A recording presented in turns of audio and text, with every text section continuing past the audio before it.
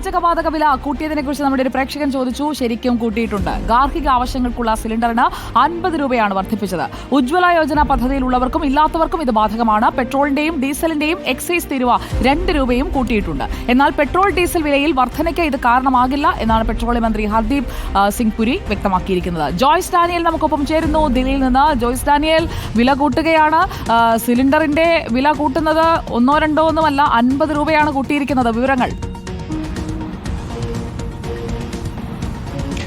സുജയ, 50 രൂപ വില കൂട്ടുന്നതിനൊപ്പം തന്നെ എക്സൈസ് തീരുവ ഈ പെട്രോളിനും ഡീസലിനും ഉയർത്തി എക്സൈസ് തീരുവ ഉയർത്തുന്നു. അതിനൊപ്പം തന്നെ LPGക്കും 50 രൂപ ഉയർത്തുന്നു. അത് പ്രധാനമന്ത്രിയുടെ ഉജ്ജ്വൽ യോജന സ്കീമുമായി ബന്ധപ്പെട്ടവർക്ക് എന്തെങ്കിലും ഇളവുണ്ടെന്ന് നമുക്ക് കരുതിയെങ്കിൽ പോലും അവർക്കും ഇളവില്ല. അവർക്കും 50 രൂപ വർദ്ധിപ്പിക്കുമെന്നാണ് പറയുന്നത്. അതായത് ദില്ലിയിലെ കണക്കനുസരിച്ച് ഈ ഉജ്ജ്വൽ യോജന പദ്ധതി ഉള്ളവരുടെ കണക്കാണെങ്കിൽ അവർക്ക് 500 രൂപയ്ക്കാണ് ഇപ്പോൾ സിലിണ്ടർ ലഭിക്കുന്നത്. അത് 550 രൂപയാകുന്നു. ഒപ്പം അതല്ലാത്തവർക്ക് 800 രൂപയ്ക്കാണ് ഇതുവരെ സിലിണ്ടർ ലഭിച്ചത്.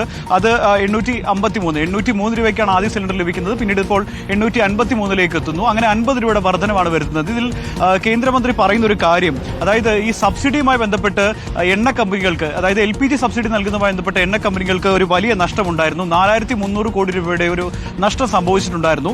അതുകൂടി പരിഹരിക്കാൻ വേണ്ടിയിട്ടാണ് ഈ പെട്രോളിയത്തിൽ ഒക്കെ തന്നെ ഈ സബ്സിഡി, അതായത് പെട്രോളിയം ടാക്സ് ഉയർത്താനുള്ള ഇത് തീരുമാനമെടുത്തത് അതിന്റെ ഭാഗമായാണ്. എക്സൈസ് തീരുവ ഉയർത്തിയത് അതിന്റെ ഭാഗമായാണ് എന്ന് പറയുന്നുണ്ട്. ഏതായാലും ആഗോളതലത്തിൽ തന്നെ ആഗോള മാർക്കറ്റിൽ ക്രൂഡ് ഓയിലിന് വില കുറഞ്ഞു നിൽക്കുന്ന സമയത്ത് അതിന്റെ ഏറ്റവും കൂടുതൽ ആനുകൂല്യം കിട്ടേണ്ടത് ജനങ്ങൾക്കാണ്. അത് കിട്ടുന്നില്ല. അത് പകരം ഈ പറയുന്ന പെട്രോൾ കമ്പനികളിലേക്ക് പോകുന്ന സാഹചര്യമാണ് ഇപ്പോൾ ഉണ്ടായിക്കൊണ്ടിരിക്കുന്നത്. അത് തന്നെയാണ് LPG വില കൂട്ടുകയും ചെയ്യുന്നു, എന്നാൽ പെട്രോളിന്റെ വില കുറയ്ക്കുകയും ചെയ്യുന്നില്ല എന്ന് പറയുമ്പോൾ ജനങ്ങൾക്കാണ് ഇതിൽ ഏറ്റവും കൂടുതൽ നഷ്ടം സംഭവിച്ചിരിക്കുന്നത്. സുജയ്, എന്തായാലും നമ്മുടെ പോക്കറ്റിലെ കാശ് കുറച്ചുകൂടി പോകുമെന്ന് ചുരുക്കം.